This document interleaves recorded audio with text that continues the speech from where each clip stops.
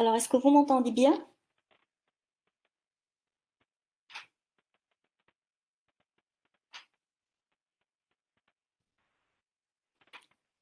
Donc aujourd'hui, on va voir donc la suite de travail sur l'automate. Madame Chadmi, vous avez expliqué comment on détermine un automate. Donc là, aujourd'hui, je vais vous expliquer comment on minimise, en fait. Et l'objectif de tout ça, de tout ce travail qu'on fait sur l'automate, en fait, c'est pour optimiser par la suite l'analyseur lexical, comme je vous ai dit, parce que l'automate, c'est vraiment l'outil avec lequel on va modéliser représenter notre analyseur lexical. Donc le fait qu'il soit optimal, déterministe, c'est-à-dire que il a moins, c'est-à-dire qu'il a une seule manière donc de circuler au niveau de l'automate, donc de parcourir l'automate, étant donné en rentrant par l'état initial. Donc on a une seule manière donc de partir jusqu'à l'état initial, jusqu'à l'état final, pardon. Donc là, le déterministe, vraiment le rendre à chaque état, on a une seule manière de partir avec un symbole particulier. D'accord. Alors pour l'automate minimal, c'est autre chose. On peut avoir un automate, bien sûr, déterministe et non minimal. Alors, c'est quoi un automate minimal? Un automate minimal, en fait, il faut qu'il soit déterministe déjà. D'accord. Déjà qu'on a déjà travaillé dessus. Donc, un automate déterministe A est dit minimal si tout automate déterministe équivalent A comporte au moins autant d'états que A. Ça veut dire quoi? Ça veut dire qu'il a le moins d'états possible.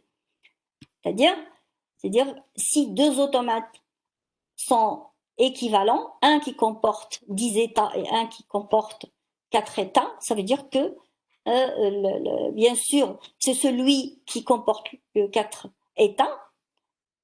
Si on ne peut pas voir moins, ça veut dire que celui qui porte le moins, le 4 états, c'est-à-dire que c'est celui-là le minimal.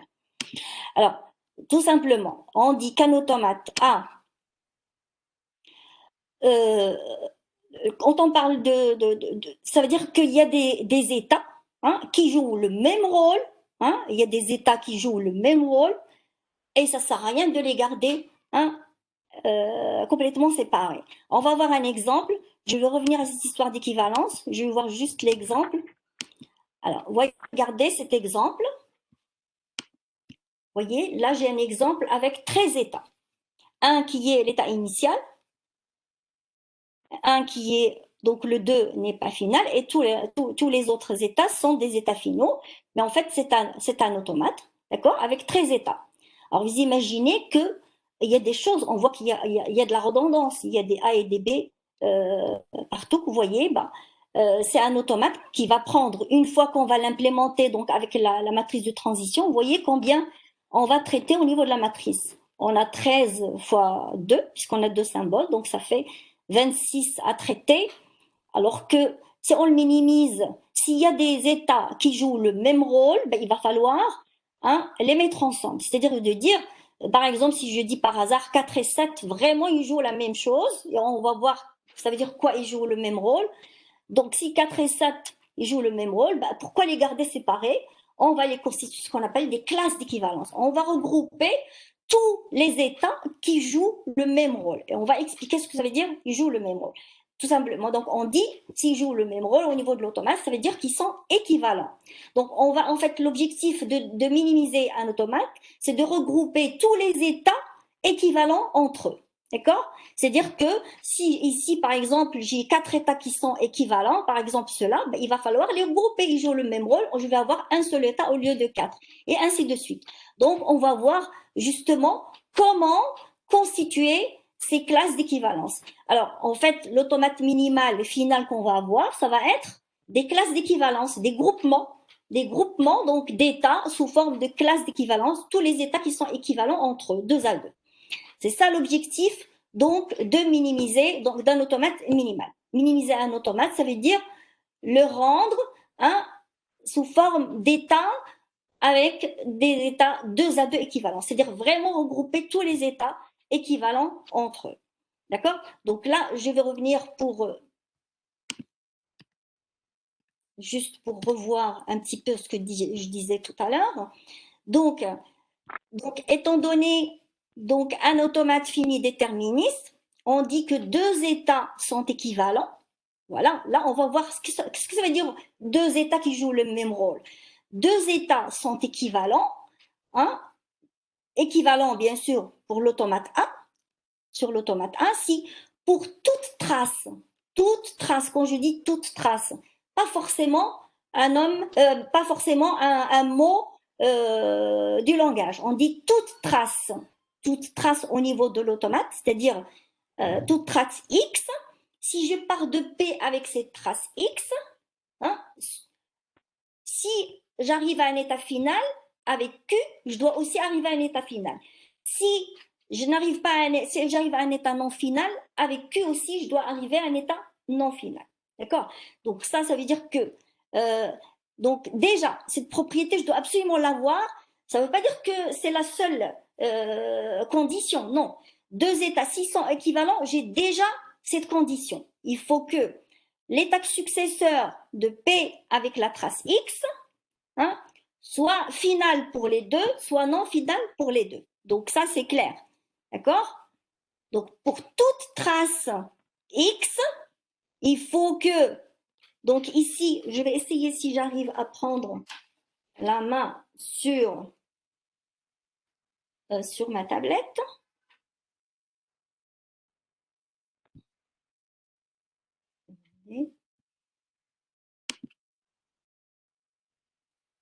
OK? Donc là, alors j'ai deux états, P et Q. D'accord? Qui sont bien sûr, hop, voilà. Donc en fait, ça vient, ils sont au milieu de l'automate, donc il y a des choses qui est avant, d'accord? Donc ici, j'ai dit pour toute chaîne X, toute trace X, donc j'arrive avec l'état successeur que j'appelle PS, d'accord? C'est la fameuse delta de PX, ok? Alors, avec Q, c'est la même chose. Avec la même chaîne X, d'accord? J'arrive à l'état successeur QS, d'accord? Alors, si je dis que P est équivalent à Q, ici, ça veut dire que là aussi, ils sont équivalents, d'accord? Et toutes les chaînes, c'est-à-dire pour tout X, toute chaîne X, d'accord? Avec la même chaîne, si P est équivalent à Q, forcément, j'ai les états successeurs qui sont équivalents aussi. C'est-à-dire qu'ils jouent aussi le même rôle. Alors, s'ils jouent le même rôle, donc c'est pour ça que, en fait, j'ai cette propriété ici, quand je dis l'état successeur, s'il est final avec P, ben, il sera final aussi avec Q. Sinon, s'il n'est pas final avec P, il ne sera pas final avec Q. Donc là, si vous voulez, ça c'est l'explication de ça, de ce que j'ai dit là, la deuxième vérification ici. Donc, quel que soit X, quelle que soit la trace X, d'accord, P est équivalent à Q, ça implique forcément que ces deux-là sont équivalents aussi. C'est sûr. Donc, si P est équivalent à Q, donc tout état successeur avec X, hein, que ce soit pour l'un et pour l'autre, sont aussi équivalents. Bon, alors, euh, alors ici, je vais...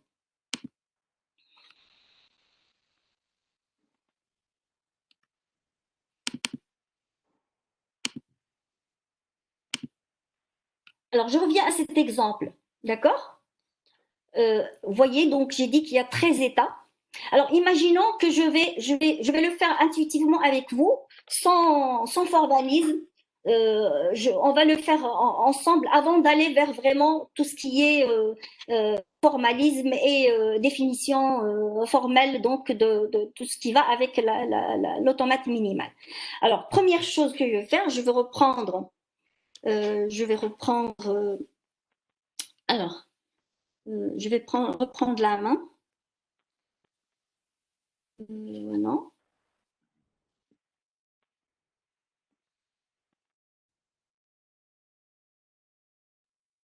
je vais partager le tableau blanc.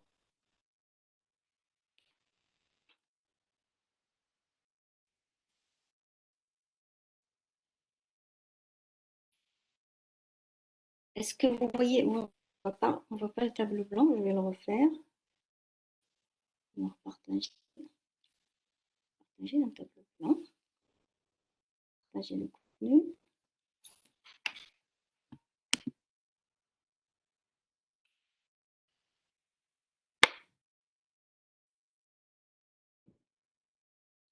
Voilà, vous voyez mon tableau blanc? OK. Alors, on va essayer de le faire comme ça intuitivement ensemble. Alors, pour cela, qu'est-ce que je vais faire? Ben, je vais tout simplement essayer donc de reprendre le. Quand vous avez. Est-ce que vous pouvez voir l'automate? Oui? Vous n'entendez pas? Madame Chalmé, votre micro est désactivé. Pardon. Il y a une question. Oui, pardon. Non, c'est moi qui ai désactivé. En fait, il y a une question sur le chat. En fait, pour QX et PX. Alors, donc la question, je n'ai pas très bien compris la question. La question dit, est-ce que QX est le même que PX? C'est ça ce que vous voulez dire? C'est ça la question? Je n'ai pas très bien compris la question. Est-ce que vous m'entendez?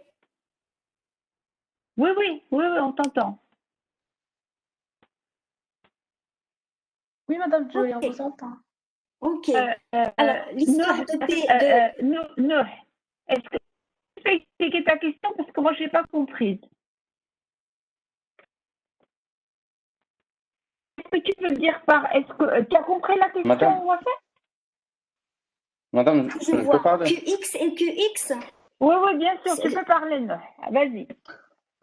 Dans l'exemple que vous avez expliqué, madame, vous avez dit que avec la trace X et un état P, on arrive à PX. Non, on arrive à l'état successeur de P avec la trace X. Oui, vous avez appelé l'état successeur PX. Je l'ai appelé PX, je ne sais plus. J'ai mis PS, l'état successeur de P et l'état successeur de Q. Oui, est-ce que C'est c'est pas le grave. même est-ce que c'est le même état que QS? Non, C'est pas ce le sont même. deux états, ce sont deux chemins différents. Différent, d'accord. L'objectif, en fait, c'est quoi le problème? Le problème, on peut faire la même trace avec des chemins différents. D'accord. Alors, ce qu'on cherche, au lieu de faire la même trace avec deux chemins différents, pourquoi avoir plusieurs chemins? Puisque la trace, elle est effectuée une fois, donc minimiser, c'est-à-dire se regrouper tous les états, c'est ce que j'ai dit, tous les états avec lesquels on peut faire la même trace. C'est ça, en fait, quand on dit deux états qui sont équivalents, c'est-à-dire qu'ils jouent le même rôle vis-à-vis de toute trace X. Donc là, quand je dis, si vous voulez, je peux reprendre ici. Ici, je reprends ce que j'ai dit tout à l'heure. Donc, dit P, ici j'ai P, ici j'ai Q. Que j'ai d'autres, c'est-à-dire que ça vient, l'automate, il est plus, c'est au milieu là, je suis au milieu, j'arrive ici, d'accord? Attends, on ne voit pas, donc, bien sûr, pas ce que tu écris. Un chemin, pardon. Ici. Wafa. Qu'est-ce qui se passe? Pardon, on ne voit pas ce que tu écris. Tu as l'air d'écrire des choses, mais on ne le voit pas. Vous m'entendez? Oui, mais on ne voit pas ce que tu écris. On a l'impression que tu écris des choses qu'on ne voit pas. Tu es en train d'écrire tu es en train d'écrire sur le tableau blanc? Oui, je suis en train d'écrire sur le tableau blanc, on ne le voit pas? Mais on ne voit pas, non, on ne voit pas ce que tu écris.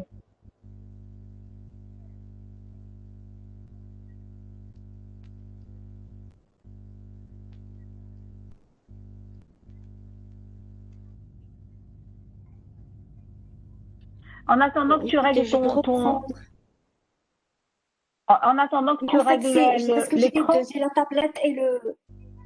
Ouais, non, je sais que tu essaies de switcher entre les deux pour que ce soit le plus simple possible.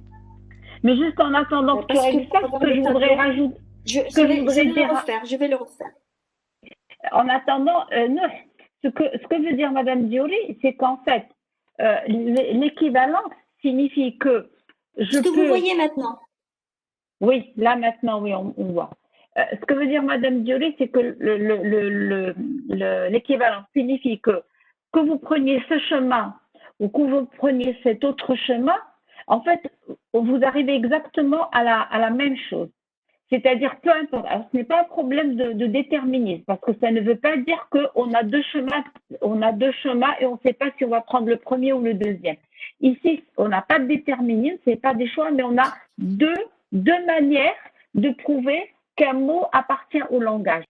Et comme on a 2, voire 3, voire 4 manières de prouver qu'un mot appartient au langage, si on veut rendre un automate minimal, ben, il faut garder une seule option. Il y a besoin d'avoir 5 options possibles pour vérifier qu'un mot appartient du langage. Et donc, ce que c'est d'expliquer, Madame Duré va le reprendre ici sur le tableau, c'est ça l'idée. Donc, je te laisse continuer. J'essaie de meubler en attendant que tu règles. Merci Delila. Merci Delila. En fait, vous voyez ici, en fait, ce qui m'intéresse maintenant, en fait, c'est l'équivalence de P et Q. C'est les deux états qui m'intéressent. Si je dis que P et Q sont équivalents, ça veut dire tout ce qui part de P et tout ce qui part de Q, bien sûr, avec la même chaîne. Je parle bien de la même trace. Il faut que pour toute trace X, j'ai forcément les états successeurs, ils sont équivalents. Quand je dis ils sont équivalents, ils ne sont pas les mêmes. Hein. C'est-à-dire qu'ils jouent aussi le même rôle. Ils sont équivalents, ils appartiennent à la même classe qu'on verra tout à l'heure. D'accord? Donc là, c'est la même chose pour toute trace X. Donc ici, c'est carrément un chemin. N'oubliez pas quand je dis ici, c'est un chemin. Là aussi, c'est un chemin. Ce sont deux chemins différents, mais en fait, qui produisent exactement la même chose. Donc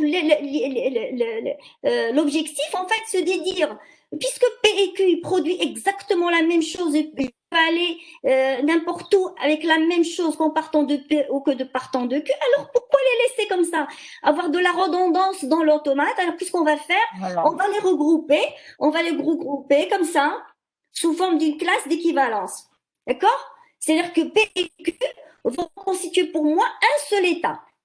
De toute façon, comme si c'est les mêmes chaînes, les mêmes traces, donc en fait, je vais avoir la même chose une seule fois. Donc c'est ça l'objectif. L'objectif, c'est de regrouper les états équivalents entre eux. D'accord?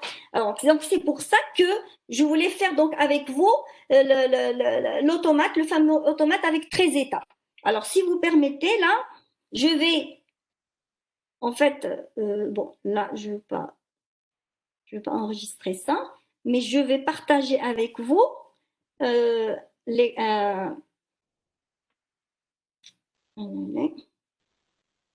Qu'est-ce qui se passe?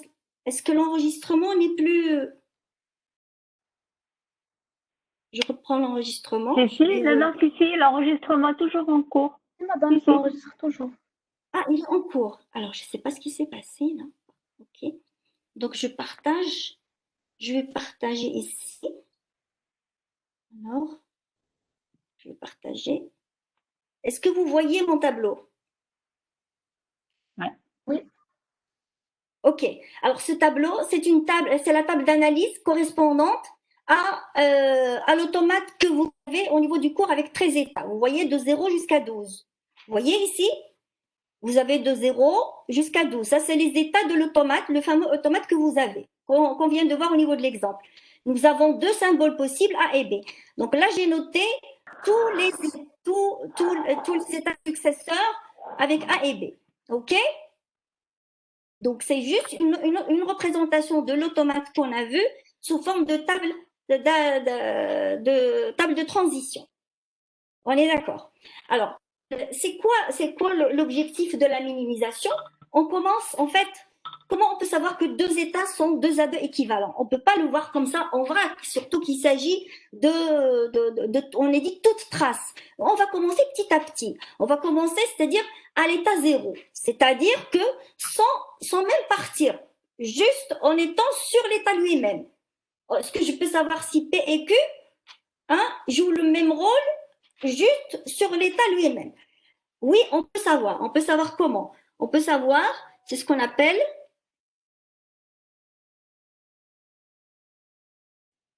bon, ben j'espère que je vais pouvoir écrire. Bon, c'est les aléas, ce que j'appelle.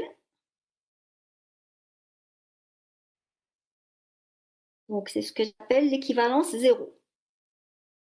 L'équivalence 0, c'est-à-dire que je ne bouge même pas, je suis toujours sur les états. Ça veut dire quoi? Ça veut dire que un état qui est final et un état qui est non final, on ne peut pas dire qu'ils sont équivalents. On est d'accord. Ils ne jouent pas du tout le même rôle parce que l'état qui est final, on peut permettre de sortir avec des chaînes et l'état qui est non final, on ne peut pas permettre de sortir. Donc déjà au début, on peut dire que P et Q, ils sont équivalents au moins, ou bien ils doivent être. Donc, oh là là là là là là. Bon. Donc, on a les mots en la classe, donc des états finaux et des états non finaux. Alors, quels sont les états qui sont non finaux? Donc, on peut voir sur le tableau ici, les états qui sont. On a dit qu'on avait 0, et si vous pouvez me rappeler sur l'automate que vous avez, je pense que c'est 0 et 2. 0 et 2 qui sont non finaux. D'accord? Et tout le reste, c'est des états finaux. C'est-à-dire 1, 3, jusqu'à 12 sont des états finaux. Donc déjà, je peux dire que j'ai 2 classes. Il y a des états qui sont finaux, donc ce que j'appelle l'équivalence 0, c'est-à-dire avec epsilon. Parce que j'ai dit tout x. On va commencer avec les longueurs de x. Longueur de x égale 0, ça veut dire que je suis sur l'état lui-même, avec epsilon. D'accord? Ça, c'est l'état. Je reste sur l'état lui-même. D'accord? Alors, ou bien il est final, ou bien il est non final. Donc là, j'ai 2 classes de l'équivalence 0, j'ai 2 classes. Les états finaux et les états non finaux. Jusqu'à maintenant, est-ce qu'il y a des questions? C'est bon? C'est clair? Pour commencer, on commence toujours à séparer les états finaux et les états non finaux. Donc, 0 et 1 ne seront jamais équivalents. C'est-à-dire, s'ils sont séparés une fois, ça y est, ils ne peuvent plus être ensemble par la suite. C'est clair? Bien sûr. S'il n'est pas équivalent à l'ordre 0, il ne peut pas être équivalent à l'ordre 1 et ainsi de suite. Donc, déjà, pour être équivalent à un état, à un ordre K, il faut qu'il soit équivalent à l'ordre K-1. Ça, c'est sûr. Sinon, on ne peut pas parler de ça. Donc, 0 et 2 sont équivalents à l'ordre 0. De 1, 3 jusqu'à 12, ils sont équivalents à l'ordre 0. Bien, 2 classes maintenant. Alors maintenant, je passe aux chaînes de longueur 1. D'accord? Alors maintenant, je vais vérifier, est-ce que 0 et 2 sont toujours équivalents à l'ordre 1? Ça veut dire quoi? Ça veut dire qu'ils jouent le même rôle. C'est-à-dire que je vais voir, en fait, ce que je vais faire. Je vais essayer, je vais faire 1. Ici, vous avez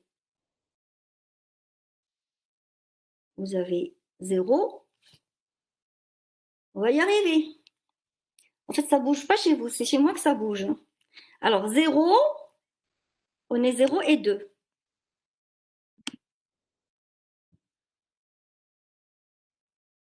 Alors, 0 avec A, je vais où? Avec A? Avec A, j'ai 1. Mais c'est pas vrai. J'ai 1, ok? Avec 2, j'ai quoi? J'ai 5. D'accord?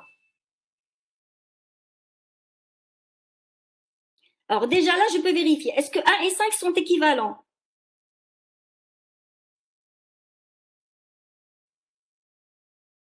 Avec 2, j'ai 5. Avec 0, j'ai 1. OK?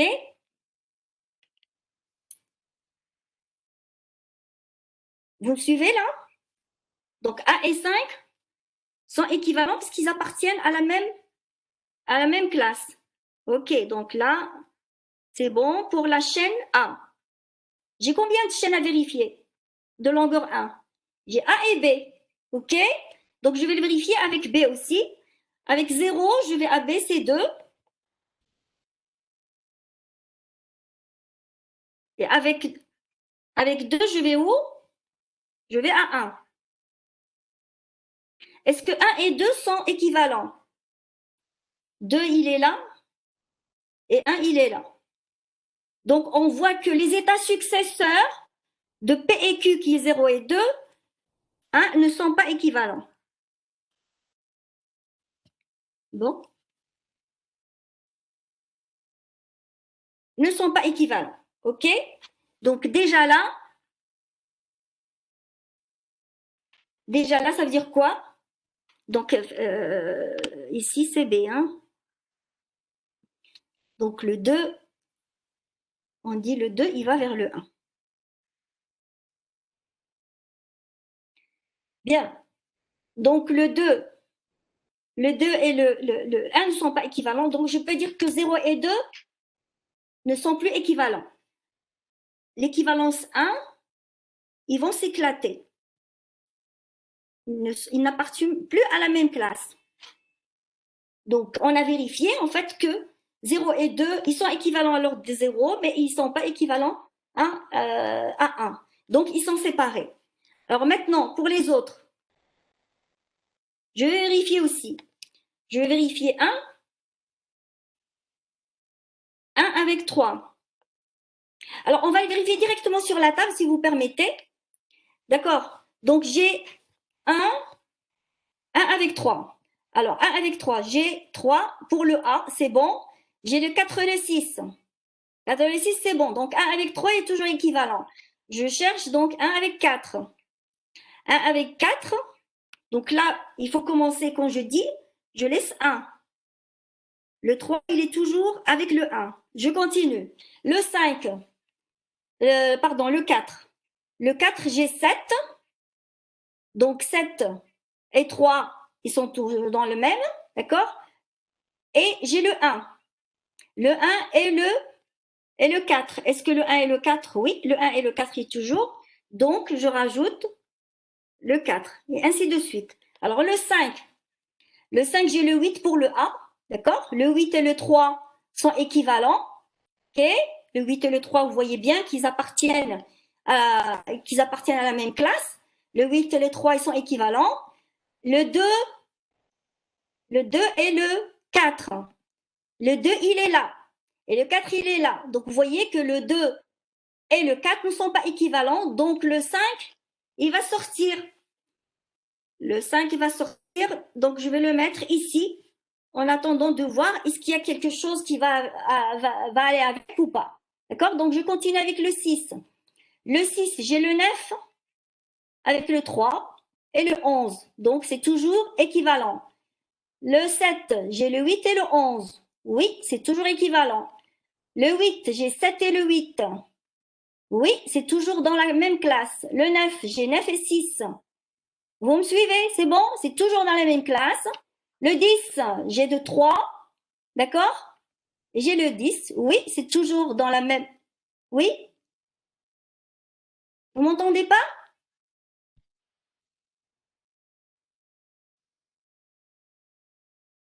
Je t'entends pas, Dalila. Pardon, mon Si, on micro est vous entend, désactivé, pardon. Je disais, est-ce que tu continues à noter les états équivalents qu'on ne les voit pas sur l'écran? Là, tu as traité Oui. le cas, Oui, oui. le cas 6, le cas 6, voilà, là on les voit. Le 7, voilà, très bien. Le 8, on a le 7 et le 8 parce que je bascule entre les deux écrans. Donc, j'ai le 9 et le 6, OK? Ils sont toujours... Donc, pour le 9 aussi, on va le rajouter.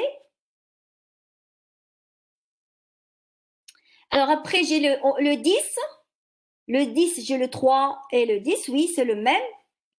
la même classe, on est toujours dans la même classe. Le 9 et le 4 aussi, on est dans la même. Donc, vous voyez, en fait, on va aller 10, 11 et 12. Donc, finalement, en fait, celui qui est sorti, c'est juste le 5. OK? Voilà, donc, en fait, maintenant, j'ai terminé avec la classe 1. Est-ce que vous avez compris le principe? Le 5. Madame, si Aneta Il y a, a 5, il y a une question. Il y a oui, des c'est ce que questions, en j'essaie fait. Donc, il y a une question. Si un état a 5, on va le mettre alors dans la classe de 5. Non, pas si. Je te laisse répondre. Tu as entendu je la peux question? juste voir la question. La question, Si un état c'est Imad. a 5, on va le mettre alors dans la classe de 5. Ça veut dire quoi, l'état A5? Il veut dire, je crois, si on a une transition d'un état et que l'arrivée est 5. En fait, c'est pas ça. Là, ça Oui, dit tout. en Non, fait, pour bonjour madame, vérifier. c'est ça. J'ai compris, je pense, sa Exactement. question. Pardon? C'est-à-dire, Imad. si un état A, en utilisant le chemin A ou B, va aller vers le 5, alors est-ce qu'on va le mettre dans la même classe que 5? Alors, c'est la même chose, c'est le même principe. Pour qu'un état soit équivalent à 5, il faut qu'il réponde pour toute trace. Donc, ici, c'est A et B, puisqu'on n'a que A et B de longueur 1. A et B, donc je vais aller vers, il faut voir 5, voilà, il faut voir toujours il faut voir 5 et ton état que tu vas, X, l'état X que tu as ou l'état P.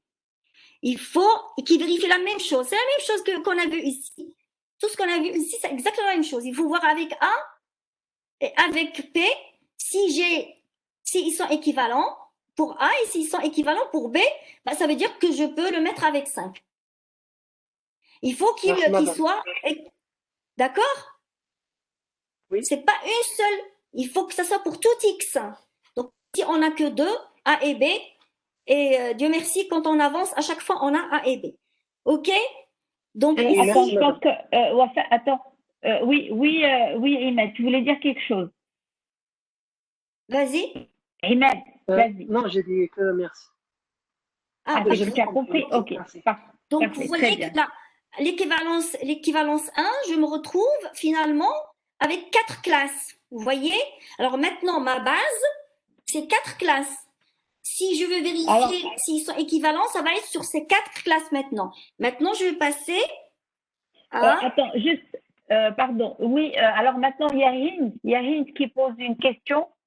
J'ai pas compris ce que vous êtes en train de faire pour la classe 1. Quand vous parlez de la classe 1, Hind, vous voulez dire l'état 1? C'est quoi la classe 1? Vous pouvez préciser votre question et Madame Julie va vous répondre. Hind, s'il vous plaît. Oui, madame. Madame, j'ai pas compris ce que vous faites pour l'ordre 1. C'est pas la classe 1, l'ordre 1. L'ordre 1, c'est-à-dire de longueur Oui. 1. Les traces X de longueur 1. Oui. D'accord? De longueur 1. C'est-à-dire, je vais vous expliquer ici. C'est-à-dire, tout à l'heure, je vous ai expliqué, en fait, imaginez que ici, j'ai l'automate, voilà, il arrive. Donc, l'ordre 1, ça veut dire que on part avec une trace de longueur X ici, dont j'ai parlé tout à l'heure. Ici, c'est tout simplement A ou B, l'ordre 1. D'accord? Quand je dis l'ordre 1, c'est-à-dire de. Attendez, je vais revenir en arrière. C'est la longueur de la chaîne, en fait. C'est la longueur de la chaîne qui est traitée. Ici, la longueur de la chaîne qui est traitée est de longueur 1. C'est pour ça que Mme Julie teste avec A et avec B, parce que A, c'est une chaîne de longueur 1, et B, c'est une chaîne, et B, c'est une chaîne de longueur 1. C'est ça ce que ça veut dire. Voilà. Donc, juste pour terminer, ici, vous voyez, j'ai P, j'ai Q. Et ce que je vais vérifier, c'est l'équivalent de ces deux états. C'est ça ce qui m'intéresse, c'est l'équivalent de ces deux états. Je ne veux pas voir ce qu'il y a avant, je veux voir ces deux états. En fait, c'est ça ce qui m'intéresse. Tout ce qui va avec. Donc ici, J'ai commencé avec de l'angle 1, c'est-à-dire A ou B. Avec A, j'ai trouvé une équivalence. Il faut trouver, pour dire que ces deux états sont équivalents, il faut que ça va être équivalent, d'accord? L'état successeur doit être équivalent. Donc ça, pour A et pour B, d'accord? Ok? Donc alors maintenant, si j'ai vérifié déjà pour A et pour B, ça marche, d'accord? Il va falloir continuer. Encore de longueur, continuer et voir si P et Q sont toujours, hein, s'ils sont toujours équivalents. Donc, il va falloir encore faire pour A et B, deuxième fois. Donc là, je vais avoir de longueur 2. Vous voyez, là, je vais avoir longueur 2. J'ai vérifié de longueur 1. Là, je vais continuer. Je vais vérifier de longueur 2 pour voir s'ils sont toujours équivalents. Si en partant de A et en partant de B, j'ai toujours l'équivalence. Donc, c'est ce que j'appelle ici l'équivalence 2. Alors, l'équivalence 2, ça va être quoi? Ben, ça va être tout simplement, je vais avoir, donc ici, quand j'ai écrit, bon, alors je vais avoir les classes qui sont déjà formées ne changent pas. Donc 0, il est tout seul, il restera tout seul. 2, il est tout seul, ben, il restera tout seul. Hein, s'il n'y a pas d'équivalence avec lui avant, il n'en aura pas après. D'accord? Maroua, tu veux parler? Ok. Donc, alors maintenant, il va falloir vérifier les autres, s'il n'y a pas d'autres états à éclater. D'accord? C'est-à-dire quoi?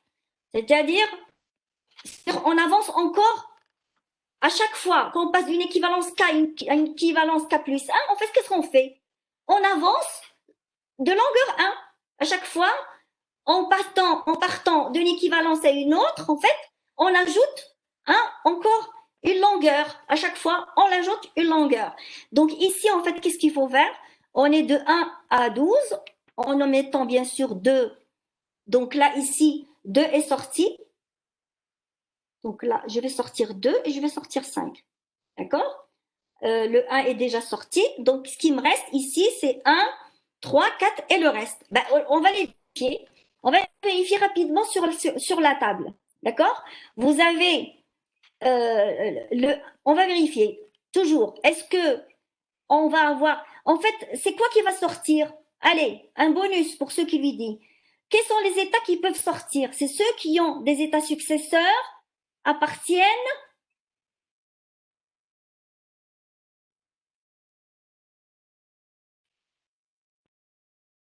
Qu'est-ce que je vais sortir de ces états-là?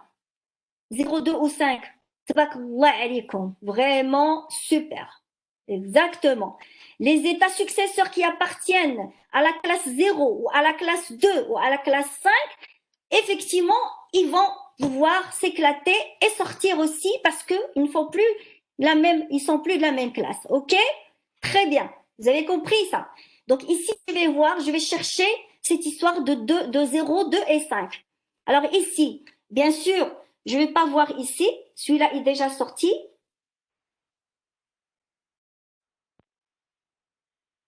Celui-là est déjà sorti. Celui-là est déjà sorti. Le 5 est déjà sorti. D'accord? Donc, est-ce que je veux voir le reste? Le reste, c'est quoi? Le reste, donc ici, je vois 3, 7, 9, 8, 7, 3, 12 et 9. C'est-à-dire, au niveau du A, ils sont toujours dans la même classe. C'est-à-dire, ils ne sortent pas. D'accord? Alors, je vois pour le B. J'ai 4, 6, 1, 10, 11. Ils sont toujours dans la même classe. C'est-à-dire que on va rien éclater. Vous avez compris? Le 8, pourquoi le 8, on va le sortir? J'ai le 7 et le 8. Est-ce que le 7 et le 8, il est toujours dans la même classe? Il faut voir ici. Maintenant, il faut toujours vérifier dans l'équivalence 1. D'accord? Rien ne va sortir de la classe. Oui, Omeima. Exactement. Donc, en fait, on va récupérer la dernière classe qui est la même. En fait, c'est celle-là. Je ne vais pas la réécrire. On va la récupérer ici. D'accord? C'est la même. Donc, en fait, ça veut dire quoi? Ça veut dire que entre l'équivalence 1 et l'équivalence 2, on est resté avec le même nombre d'états avec les mêmes classes d'équivalence. Ça n'a pas changé. Ça veut dire que ça y est, on ne peut plus éclater. Alors, quand vous avez l'équivalence K égale l'équivalence K plus 1, ça veut dire qu'on a trouvé nos classes. Ça y est, nos états de l'automate minimal sont déterminés et sont déjà calculés. D'accord? Donc, en fait, maintenant, ce que je vais, c'est que je vais avoir, je vais prendre un autre tableau. Voilà. Donc, en fait, qu'est-ce qu'il me reste? Ici, il me reste 4. Je vais l'appeler A, B, C et D. D'accord? Je vais les renommer. Vous vous rappelez, les états de l'automate, les étiquettes n'ont pas d'importance. Donc, je vais les renommer, je vais lui donner A, B, C et D. D'accord? Alors, ici, je vais essayer de me trouver une place pour garder, j'ai envie de garder le même tableau pour que vous ayez une visibilité complète. Donc, ici, je vais prendre A. Alors, A, c'est 0, c'était mon état initial. D'accord? Alors ici, ce qu'il ne faut pas oublier, vous vous rappelez, sur tous les autres sont états finaux. Lesquels qui sont états finaux? Il y a les 0,2 qui ne sont pas états finaux. Tout le reste, c'est un état final. Donc là, je vais mettre des flèches. Ici, une flèche. Tout ça, ce sont des états finaux. D'accord?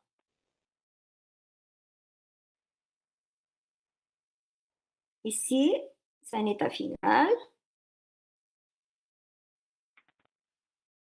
OK? Donc, toutes les classes d'équivalence qui comportent des états finaux vont rester, bien sûr, finaux par la suite. Donc, ici, le A, c'est un état initial. D'accord? Madame, Oui, vous me permettez de poser une question? bien sûr. Donc, si on revient à l'équivalence 1, on Oui, avait dit que le premier état qui s'est éclaté, c'est le 5. oui. Au cas où il y avait un autre état qui s'est éclaté de la classe, Oui, est-ce qu'on devrait le comparer à 5 pour voir est-ce qu'ils bien sont sûr. équivalents? Oui, c'est Ou ce que bien, j'ai dit tout à l'heure. Exactement, d'accord, c'est ce que j'ai dit. d'accord. C'est ce que J'ai vous dit, voulez comprendre. Est-ce que chaque état éclaté donne une nouvelle classe ou bien chaque état qui s'éclate, il faut le comparer aux autres états pour savoir est-ce qu'ils vont être introduits dans la même classe ou pas? alors, si vous vous rappelez, j'ai mis le crochet, j'ai ouvert la classe et je ne l'ai pas fermée. J'ai mis 5 et je n'ai pas fermé. J'ai dit, on ne sait jamais s'il y a un autre état qui s'éclate, on va le laisser de côté pour le comparer à 5. S'il fait partie de 5, on va le rajouter à 5, sinon il va s'éclater tout seul. Bien sûr, on ne peut mettre dans la classe d'équivalence que ceux qui respectent, bien sûr, il faut qu'ils satisfassent, bien sûr, les conditions d'équivalence des états successeurs. Il faut toujours vérifier ça. Ce que je viens de faire ici, c'est valable pour tous les états, 2 à 2. Je C'est voulais 2 juste à 2. Merci beaucoup, madame. D'accord? 3 est équivalent à 1. Pourquoi je n'ai pas vérifié 3 et 4? Pourquoi je n'ai pas vérifié 7 et 8? Parce que si 3 est équivalent à 1 et 7 est équivalent à 1, bah forcément, ils sont équivalents entre eux. Donc, c'est pour ça qu'en fait, j'ai cherché toujours par rapport au premier, j'ai fixé 1 et je suis allée donc vérifier tout ce qui est équivalent à 1. S'ils sont tous équivalents à 1, ça veut dire qu'ils sont équivalents aussi entre eux. Ça, c'est clair. D'accord? Donc, sinon, si 1 qui n'est pas équivalent à 1, et je le sors, c'est ce que j'ai fait avec 5. D'accord? Donc, moi, j'ai préféré faire un exemple avec vous, comme ça, à la main, intuitivement, avant d'aller vers tout ce qui est formel, pour vous expliquer le principe d'un automate, comment minimiser un automate. Donc, ici, si je prends, bien sûr, A, alors pour aller avec A, je vais vers où? Sur 1. OK? Avec A, je vais aller où? Je vous écoute.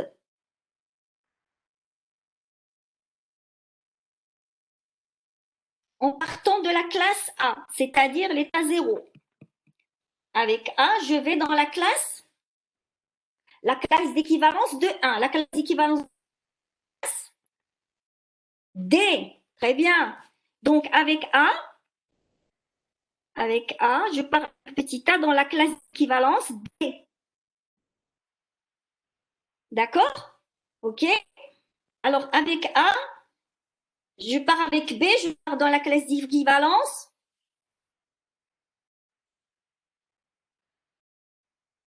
La classe d'équivalence B, oui, classe d'équivalence B. D'accord? Vous voyez ici, le 2, c'est la classe d'équivalence B. D'accord? Donc ici, c'est B. D'accord? Alors après, maintenant, si je vais vers le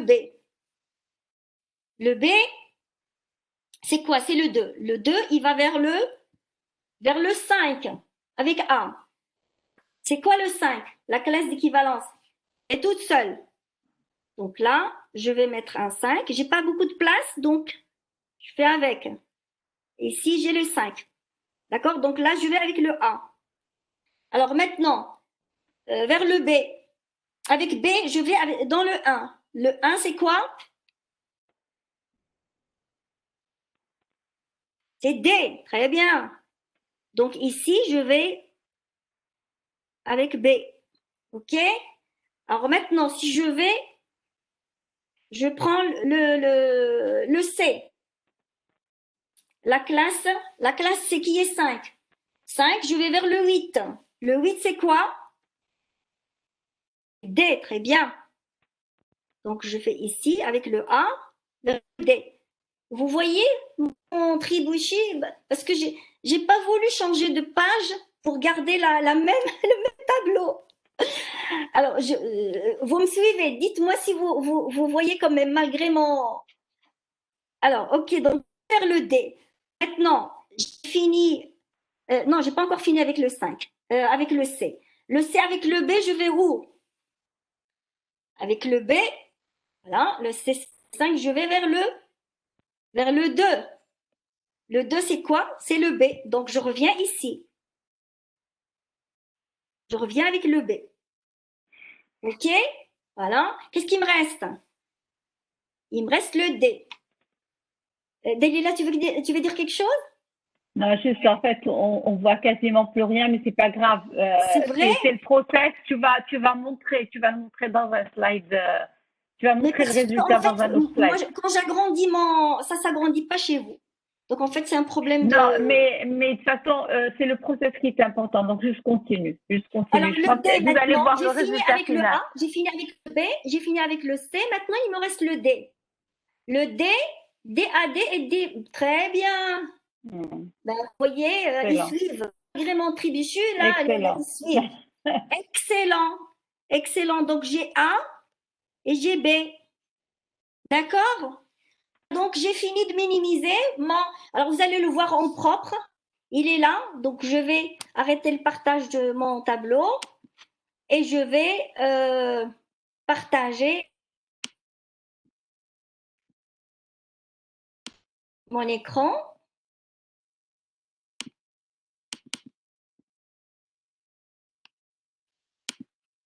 Vous le voyez, il est là. En fait, peut-être c'est pas les mêmes appellations. J'ai pas donné les mêmes appellations, mais en tout cas, vous voyez que c'est le même automate. D'accord? Donc, si vous avez suivi, moi j'ai choisi peut-être A, B, C, D différemment que. D'accord? Mais en tout cas, voilà. Donc, l'automate, il est là, minimal. OK? Est-ce que vous avez compris le principe? Je veux que quelqu'un me dise s'il y a une phase de ce que j'ai vu. Je vais récapituler. Pour commencer la minimisation, qu'est-ce qu'il faut faire? Séparer les états finaux et les états non finaux. Voilà. Ça, c'est à 0. Très bien. Alors, vous savez ce que tu vas faire, Moued 16. Tu prends le micro et tu vas me dire. Oui, madame. Que tu as commencé. Oui. Moued 16, puisque tu as commencé, vas-y. Oui, madame, on a commencé par séparer les états finaux et initiaux. Puis on a. Non, on sépare pas les états initiaux et les états finaux. On sépare les états finaux et les états non finaux. Non finaux, oui, madame. Parce qu'un initial peut être final. Oui, et madame. non initial et vice-versa. D'accord? Donc, on sépare les états finaux et les états non finaux. C'est clair. Donc, il ne faut pas mélanger. Donc, et il y a les états qui sont ni finaux ni initiaux. Il faut bien les mettre quelque part. Non, les états, bien sûr, qui sont ni initiaux comme le 2. Le 2, il était ni initial ni final. Mais il se Tout retrouvait à dans la fait. classe de l'état initial. Parce que notre objectif ici, c'est de séparer le rôle. Le rôle, c'est l'état final qui le détermine, l'état successeur. Donc l'état successeur, ici, c'est état final ou état non final. OK? Donc vas-y, Mouettez, tu as la suite? Madame. Madame, après, on a fait la classe d'ordre 1, Oui? la classe d'équivalence d'ordre 0. C'est la classe qui a les états final et non final. Puis la classe d'équivalence d'ordre 1 avec la règle de si on a une étape P qui part avec X à une étape PS et une autre, on va. Les états successeurs doivent être, les états successeurs doivent Équivalent. être équivalents. Voilà, ils doivent appartenir à la même classe. C'est ce qu'il faut garder. Les états successeurs doivent appartenir. C'était vraiment la règle avec laquelle j'ai commencé tout à fait au début. J'ai mis tout de côté. Je vous ai expliqué ça parce que c'est ça en fait l'objectif de la minimisation. C'est l'équivalence des états successeurs, quelle que soit la trace. Nous, on l'a fait petit à petit. 0, 1, 2. Donc, vous montrez qu'à chaque fois, on se déplace de 1. À chaque fois, on avance de 1. Et puis, à chaque fois, donc, on calcule les états successifs. C'est comme ça qu'on minimise un automate. D'accord? Donc, je répète. Alors, il y a, je ne sais plus, je pas. En tout cas, elle a dit construire construire la table de transition. On peut le voir au niveau de l'automate, mais c'est beaucoup plus facile avec la table de transition. Vous voyez que vous avez une vision globale. On a fait vite. Alors si on était sur l'automate, on va chercher où il vient, est-ce qu'il appartient ou pas. Alors que là, on a une visibilité sur la table. Vous mettez vous construisez votre table de transition en face de vous et vous avez automatiquement, une visibilité globale sur tous les étapes. OK? Donc là, je pense que si vous avez une question, n'hésitez pas. D'accord? Est-ce que je peux avancer là? Est-ce qu'il y a d'autres questions? Oui, Youssef. Ah, il y en a qui quittent la réunion, c'est-à-dire qu'ils ont un problème de connexion. J'espère qu'ils vont nous rejoindre. Youssef, tu peux prendre le micro. Oui, madame, à propos des états finaux, Oui. j'ai pas bien compris. Est-ce que les états finaux qu'on a déterminés au début ne changent pas ou bien on construit Est-ce que, Youssef, quand un état est final, est-ce qu'il change? Non, madame, La vie de l'automate, est-ce que l'état final change? Quand il est final. C'est défini dès le début. D'accord? oui, madame. Et au début, on a réparti les classes en deux, les états finaux et les états non finaux. Oui, ça c'est l'équivalence zéro, ce que j'appelle l'équivalence zéro. Il est final ou non final. Point. Donc là, on n'en parle plus. C'est l'état zéro, c'est l'équivalence zéro qui parle de final et non final. Après, on parle plus de final et non final, on parle d'équivalence. Est-ce qu'ils sont dans les classes d'équivalence au rang d'avant ou pas? Donc là, vous avez vu que à chaque fois que j'avançais, je regardais à la ligne qui est au-dessus. Oui, à la ligne qui est au-dessus. Est-ce qu'il est dans la même classe ou pas? L'histoire d'état final et non final, ça c'est pour commencer. Au début, l'équivalence zéro, c'est état final, non final. Après, c'est bon, on va avancer et vérifier s'ils appartiennent ces deux états successeurs sont équivalents ou pas. Deux états successeurs sont équivalents s'ils appartiennent à la même classe d'ordre K-1. D'accord? Juste si dans l'équivalence K, il faut vérifier s'ils appartiennent bien sûr à la classe K-1. Alors là, on va avancer s'il n'y a pas d'autres questions. Alors ici, le formalisme en fait d'un automate minimal, c'est quoi? Le formalisme d'un automate minimal. Alors j'espère que je vais récupérer ma souris. Voilà. Là. L'automate minimal que j'appelle mu de A. L'ensemble des classes d'équivalence, c'est R. Donc pour l'exemple qu'on a vu, on a 4 classes. On a A, B, C et D. Ce sont les classes de l'automate qui sont tout simplement les états de R. V, c'est le vocabulaire. Bien sûr, on a toujours le même vocabulaire. On ne peut pas. Le vocabulaire ne change pas. Les états finaux ne changent pas. L'état initial ne change pas. Bien sûr. C'est des classes. C'est la classe qui vont changer. Ils vont se regrouper. Les états vont se regrouper entre eux. Mais ce qui est figé au début, le vocabulaire, bien sûr, l'état initial et bien sûr les états finaux ne changent pas. Bien évidemment. Alors ici, vous avez G, c'est l'ensemble des états finaux, parce que je peux en avoir plusieurs. D'accord? Alors, ici, dans notre cas, dans notre exemple, c'est quoi l'état final?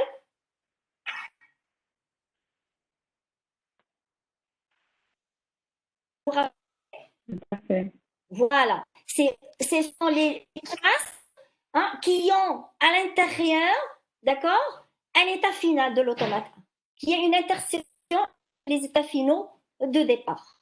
Parfait, c'est très bien. Pour mon automate, l'exemple de mon automate, parce que celui des slides, comme j'ai changé, c'était spontané, donc je l'ai pris comme ça. Donc ici, R, c'est l'ensemble des classes d'équivalence, d'accord? C'est l'ensemble des états. G, c'est l'ensemble des classes d'équivalence des états finaux, d'accord? Parce que pour nous, c'était la classe de 1. La classe d'équivalence de 1 où on a regroupé bien sûr tous ces états-là, c'est la classe D. Tous ces états-là sont bien sûr, ils étaient finaux au départ, ils vont rester finaux jusqu'à la fin. Là aussi, la classe d'équivalence 5 était aussi, qui est C, était un état final. Donc là aussi, je vais avoir 2 dans la classe, chez l'ensemble des classes d'équivalence des états finaux F. OK. Alors, ce que je note, donc là, la notation que j'ai choisie, vous avez bien vu, j'ai choisi des crochets, ce que j'appelle la classe d'équivalence pour la relation équivalent, tout simplement, d'accord? Et l'état successeur de la classe PA, c'est tout simplement la classe d'équivalence comme pour... alors ici, je vais essayer de prendre, je ne sais pas si je vais prendre...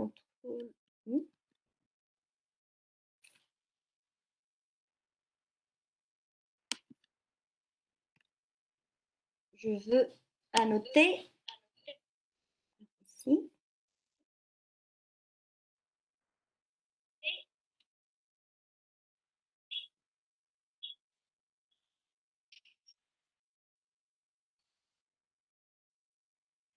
J'y arrive, pas le pointeur. Je veux tout simplement.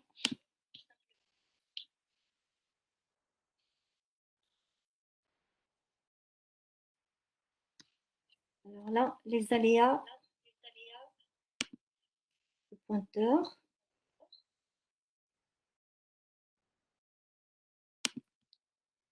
Alors ici, qu'est-ce que je voulais déjà expliquer? Alors, si je reprends, vous vous rappelez, entre C et D. Si j'essaie.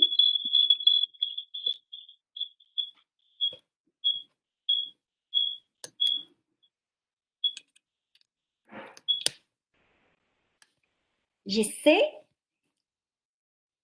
Alors, quand je parcours C avec A, c'était quoi déjà? Vous pouvez me rappeler,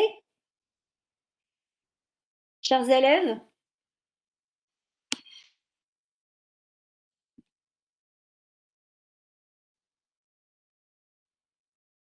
Est-ce que tu vois quelque chose là sur le chat? D. D'accord. Alors, quand je dis l'état successeur de C avec A, c'est quoi? C'est D. D, c'est quoi? C'est tout simplement l'état successeur de P avec A. C'est la classe d'équivalence de delta de P avec A. D, c'était quoi? En partant de C vers D, c'était l'état sur A. Je ne me rappelle plus c'était quel état. Vous vous rappelez l'état sur A? Non, sur A.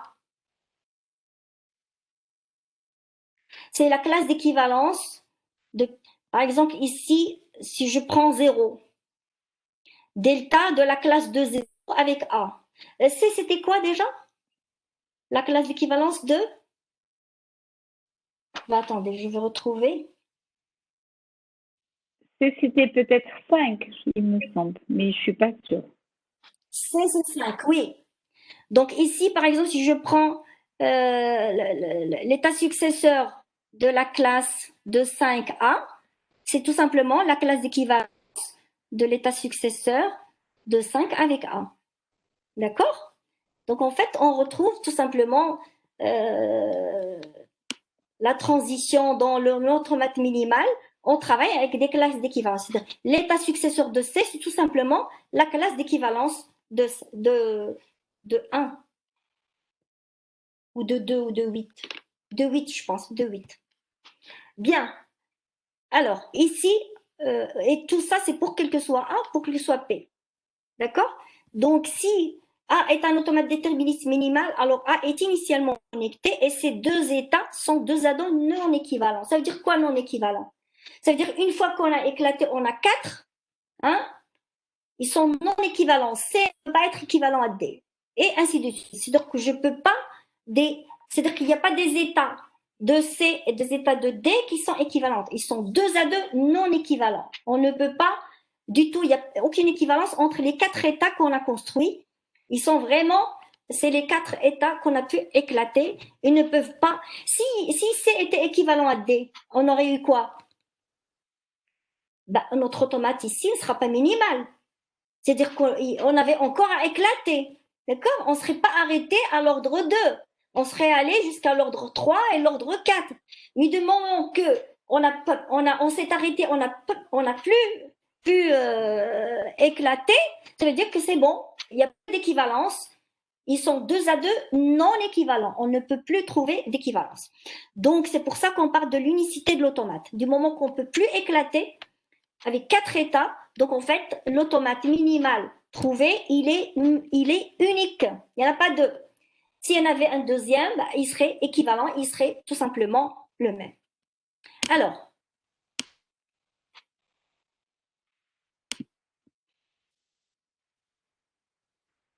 je vais y arriver.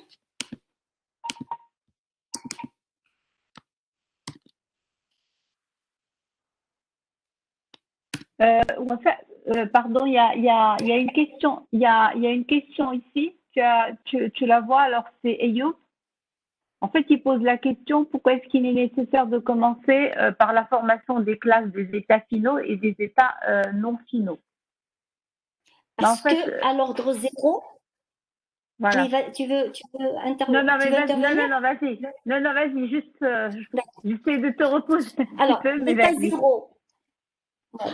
L'état 0, à l'état 0, quand on voit les automates, les états de l'automate, à l'état 0, c'est-à-dire qu'il n'y a aucune trace.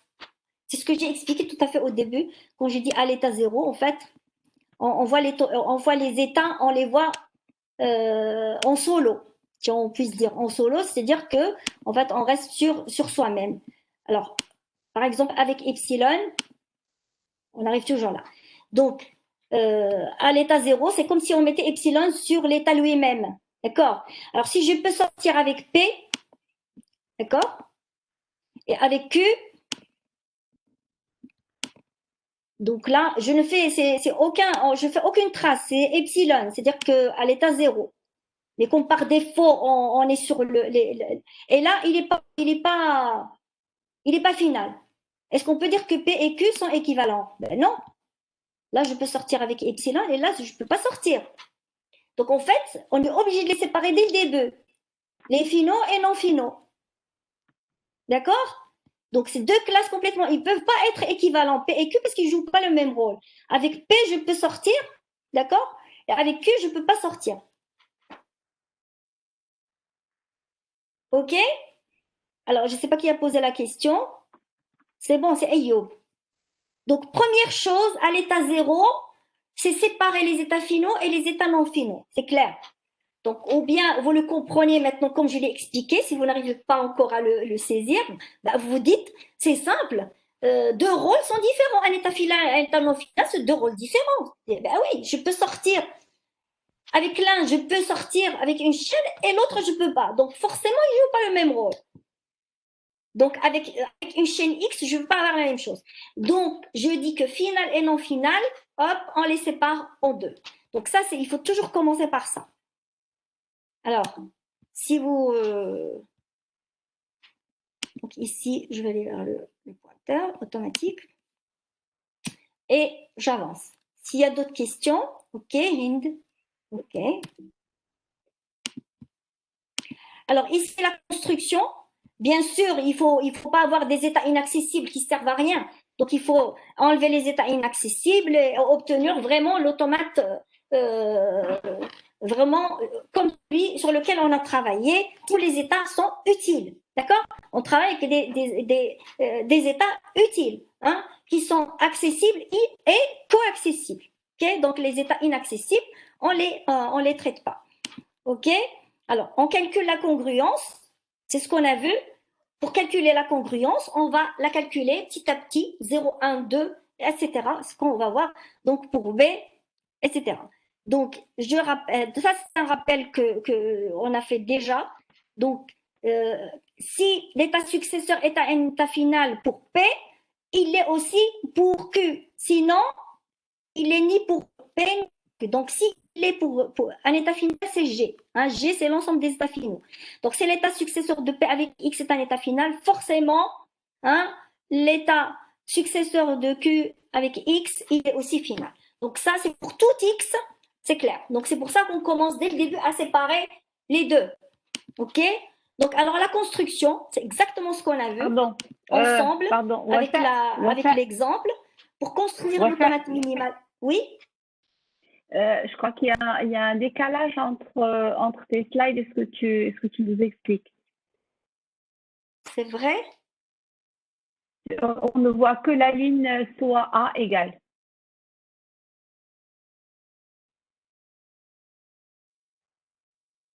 Alors, je reviens en arrière. Bon, je crois.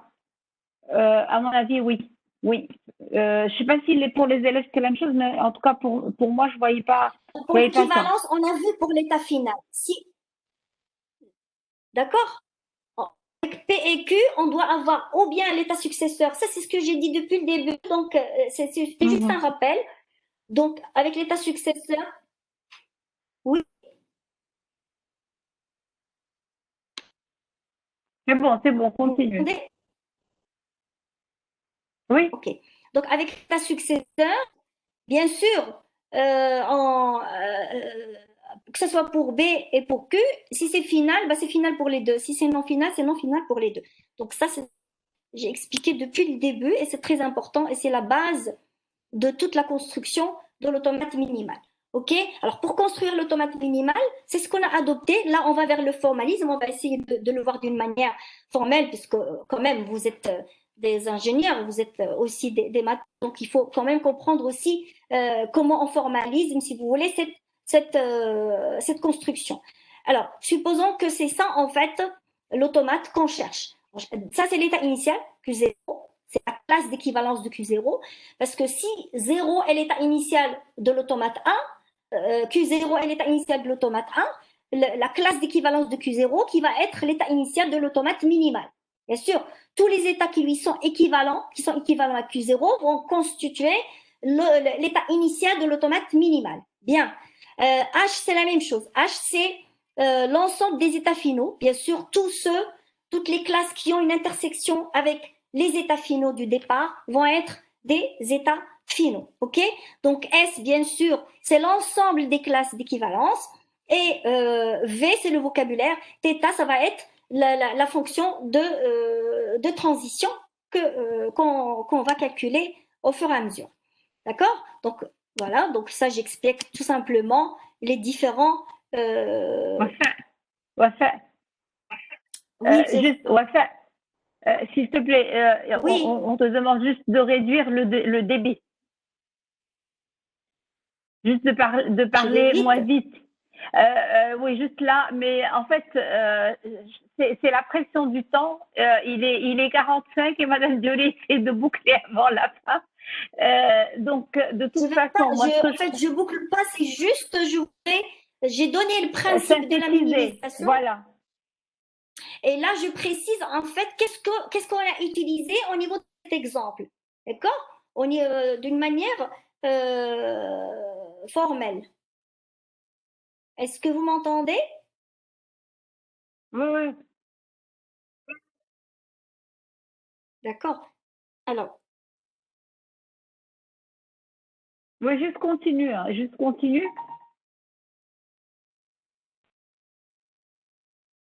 il y a un petit...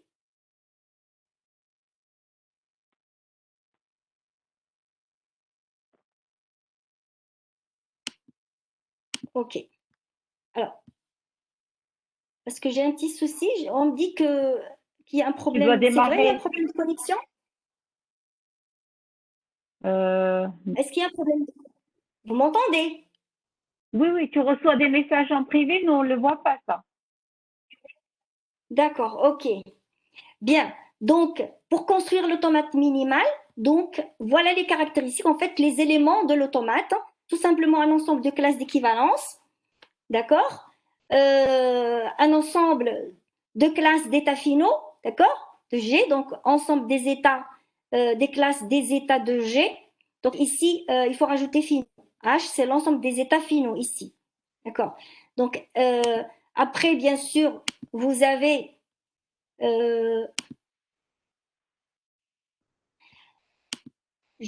voilà, première chose à faire, tout simplement, c'est de séparer les états finaux, d'accord, avec des états non finaux. Donc, si P0 est équivalent à Q, ça veut dire que si P appartient à final, donc Q appartient, est un état final, ok? Wafa, moi, Oui, je t'entends. ce que je proposerais, il est 47. On arrête. Je sais que tu as un cours qui démarre dans pas longtemps. À mon avis, on arrête le cours. Donc là, les élèves, vous avez eu en fait toutes les informations. Ce qu'est en train de faire Madame Julie, c'est vraiment de reprendre tout ce qu'elle a expliqué tout à l'heure sur les slides. Donc, ce qu'on peut faire, c'est s'arrêter là. Vous revenez à l'exemple qu'a fait avec vous Madame Julie de manière intuitive. Vous essayez de le dérouler. Vous allez probablement avoir des questions à poser, peut-être des choses que vous avez cru comprendre et vous vous rendez compte en fait que vous ne les avez pas compris, ou alors des choses que vous n'avez pas comprises et vous vous rendez compte que vous les avez comprises. Et mercredi, en fait, on reprend sur cette partie-là avant de continuer. En tout cas, c'est ma proposition, parce il est déjà 48 et je sais que tu as un Oui, cours oui, oui. En fait, juste après. je voudrais Et il rajouter y a quelque encore chose. des choses. Oui. En fait, moi, ce que je vous propose, c'est de le voir avec l'exemple qui vient après. Il est bien expliqué aussi, c'est de reprendre celui-là. Donc, vous avez une nouvelle table, essayez de le faire. Il est bien expliqué sur les slides, donc essayez de le faire à tête reposée, d'accord? Et ne vous inquiétez pas, vous n'aurez pas de quiz sur les maths minimales. Donc là, donc là, vous aurez peut-être un devoir ou peut-être la semaine prochaine un quiz dessus, mais pas aujourd'hui. D'accord? Aujourd'hui, vous aurez un quiz, mais pas sur les automates et minima. D'accord? Donc, on va s'arrêter là. Je vais arrêter l'enregistrement et